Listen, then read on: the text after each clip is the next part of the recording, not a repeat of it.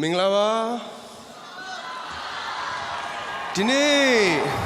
ရောက်လာတဲ့တဝက်လောက်ကကျွန်တော်တို့အစဉ်တစ်ဆက်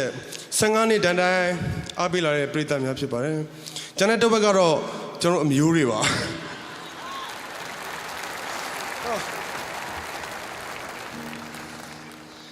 ကျွန်တော်အမျိုးတွေကိုစိုးပြနေကြပုံစံလေးတိုင်းကျွန်တော်တပုတ်လောက်စိုးပြခြင်းပါကျေးဇူးပြုပြီးတော့မတမြတ်ပါနဲ့ငြိမ်ငြိမ်လေးနေပေးပါဦးခင်